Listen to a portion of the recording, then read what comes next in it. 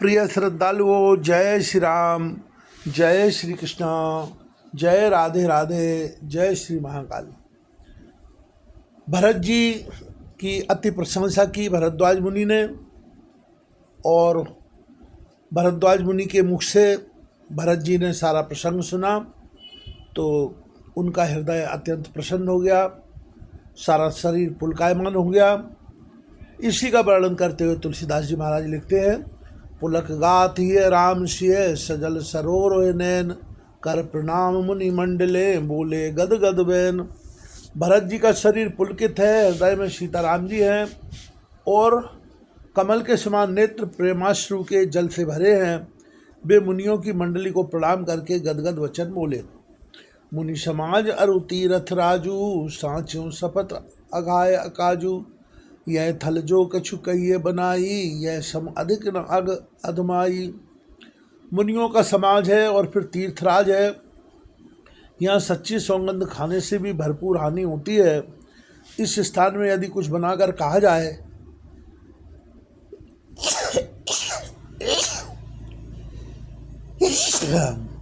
तो इसके समान कोई बड़ा पाप और नीचता न होगी। तुम सर्वज्ञ कहो सतभायु, और अंतर्जामी रघुराऊ। मोहिन मात कर्तव्य कर सोचू, नहीं दुख जिय जग जामिन पोचू। मैं सच्चे भाव से कहता हूँ, आप सर्वज्ञ हैं और श्री रघुनाथ जी हृदय के भीतर की जानने वाले हैं। मैं कुछ भी असत्य कहूँगा तो आपसे और उनसे छिपा हुआ नहीं रह सकता। मुझे माता कैकेयी की करनी का कुछ भी सोच नहीं है, और न मेरे मन में इस बात का दुख है कि जगत मुझे नीच समझेगा।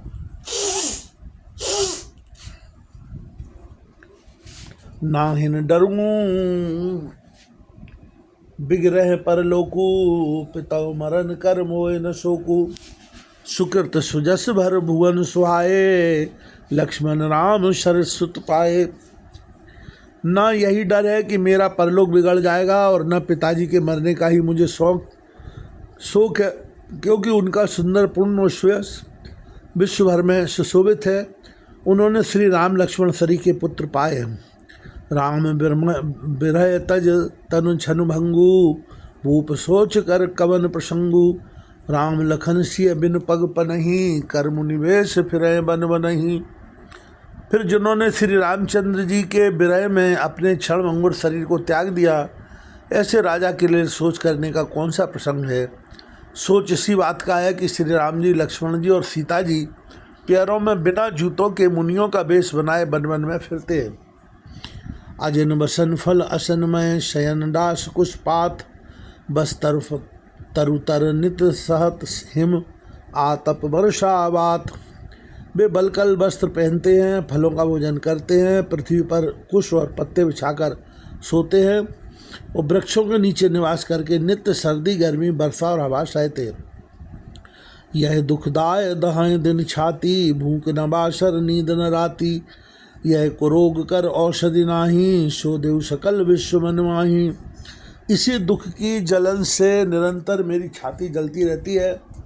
मुझे न दिन में भूख लगती है न रात को नींद आती है। मैंने मन ही मन समस्त विश्व को खोज डाला, पर इस कुरोग की औषधि कहीं नहीं है। मात कुमत बड़ी अगमूला, ते हमार हित कीन बंशूला। कली कुकाठ कर कीन कुजंत्रु, गाढ़ अवधि पड़ कठिन कुमंत्रु।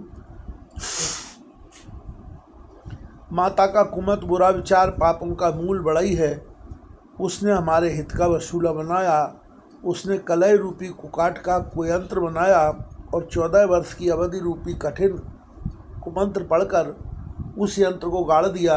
यहाँ माता का कुविचार बड़ाई है, भरत को राज्य वसूला है, राम का वनवास कुयंत्र है और 14 वर्ष की अवधि कुमंत्र है।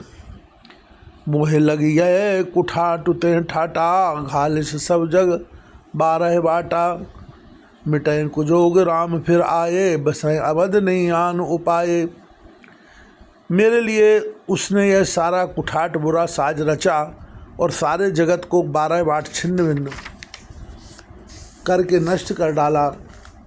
यह कुयोग और श्री रामचंद्र जी के लौट आने पर ही मिट सकता है और तभी अयोध्या बस सकती है, दूसरे किसी उपाय से नहीं।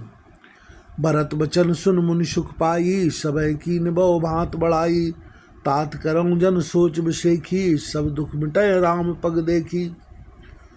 भरत जी के वचन सुनकर मुनि ने सुख पाया और सभी ने उनकी बहुत प्रकार से बड़ाई की। मुनि ने कहा, हे तात, अधिक सोच मत करो, श्री रामचंद्र जी के चरणों का दर्शन करते ही सारा दुख मिट जाएगा। कर प्रबोध मुनिवर कयो, अतिथि प्रेम प्रिय हो। कंदमूल फल फूल हम देवले कर छो। इस प्रकार मुनि श्रेष्ठ भरद्वाज जी ने उनका समाधान करके कहा, अब आप लोग हमारे प्रेम प्रिय अतिथि बनिए और कृपा करके कंदमूल फल फूल जो कुछ हम दें स्वीकार कीजिए। सुन मुनि बचन भरत ही है, सोचू भयऊ को अवसर कठिन सकोचू। जान गरुड़ गुर गिरा बहोरी, चरण बंद बोले कर जोरी। मुनि के वचन सुनकर भरत के हृदय में सोच हुआ कि यह बेमौके बड़ा बेढब संकोच आ पड़ा। फिर गुरुजनों की बाणी को महत्वपूर्ण आदरणीय समझकर चरणों की वंदना करके हाथ जोड़कर बोले, सिरधर आयुष करिए तुम्हारा, परम धर्म यह नाथ हमारा। भरत वचन मुनिवर मन भाए, सोच सेवक सिख निकट बुलाए। हे नाथ, आपकी आज्ञा को सिर चढ़ाकर उसका पालन करना यह हमारा परम धर्म है। भरत जी के ये वचन मुनि श्रेष्ठ के मन को अच्छे लगे। उन्होंने विश्वास पात्र सेवकों और शिष्यों को पास बुलाया। चाहिए कीन भरत पहुनाई, कंदमूल फल आनहु जाई। भले ही नाथ कहे तिन सिर नाये, प्रमुदित निज निज काज सिधाए। और कहा, भरत की पहुनई करनी चाहिए, कंदमूल फल लाओ। उन्होंने हे नाथ बहुत अच्छा कहकर सिर नवाया और तब वे बड़े आनंदित होकर अपने अपने काम को चल दिए। मुने सोच पाहुन बड़ न्योता, तस पूजा चाहिए जस देवता। सुन रिधि सिद्धि अनिमादिक आई, आयुष होय सु करय गुसाई। मुनि को चिंता हुई कि हमने बहुत बड़े मेहमान को न्योता है, अब जैसा देवता हो वैसी उसकी पूजा भी होनी चाहिए। यह सुनकर रिद्धियाँ और अणमादि सिद्धियाँ आ गईं और बोली, हे गुसाई, जो आपकी आज्ञा हो सो हम करें। राम विमरय व्याकुल भरत, सानुज सहित समाज। पहुनाई कर हरऊं श्रम, कहा उदित मुनिराज। मुनिराज ने प्रसन्न होकर कहा, छोटे भाई शत्रुघ्न और समाज सहित भरत जी रामचंद्र जी के विरह में व्याकुल है, उनकी पहुनाई आतिथ्य सत्कार करके इनके श्रम को दूर करो। रिधि सिद्धि सिरधर मुनिवर बानी, बड़ भागिन आप अनुबानी। कहें परस्पर सिद्धि समुदायी, अतुलित अतिथि राम लघु भाई। रिद्धि सिद्धि ने मुनराज की आज्ञा को सिर चढ़ाकर अपने को बड़ भागनी समझा। सब सिद्धियां आपस में कहने लगी, श्री रामचंद्र जी के छोटे भाई भरत ऐसे अतिथि है जिनकी तुलना में कोई नहीं आ सकता। मुनि पद बंद करिए सोई आजू, होए सुखी सब राज समाजू। अस कहें रचौ रुचिर ग्रह नाना, जय बिलोक बिल खाएं बिमाना। अतः मुनि के चरणों की वंदना करके आज वही करना चाहिए जिससे सारा समाज सुखी हो। ऐसा कहकर उन्होंने बहुत से सुंदर घर बनाए, जिन्हें देखकर विमान भी बिलखते हैं, लगा जाते हैं। भोग विभूति भूर भर राखे, देखत जिन्हें अमर अभिलाखे। दासी दास साज सब लीने, जोगवत रहें मनय मनु दीने। उन घरों में बहुत से भोग, इंद्रियों के विषय और ऐश्वर्य ठाट बाट का सामान भरकर रख दिया, जिन्हें देखकर देवता भी ललचा गए। दासी दास सब प्रकार की सामग्री ले हुए मन लगाकर उनके मनों को देखते रहते हैं, अर्थात उनके मन की रुचि के अनुसार करते रहते। सब समाज सज सिद्ध पल माही, जे सुख सुरपुर सपने नाही। पृथ्वी बास दिए सबके ही, सुंदर सुखद जथा रुचि जेही। जो सुख के समान स्वर्ग में भी स्वप्न में भी नहीं है, ऐसे सब सामान सिद्धियों ने पल भर में सज दिए। पहले तो उन्होंने सब किसी को जिसकी जैसी रुचि थी वैसे ही सुंदर सुखदायक निवास स्थान दिए। श्री सद्गुरुदेव।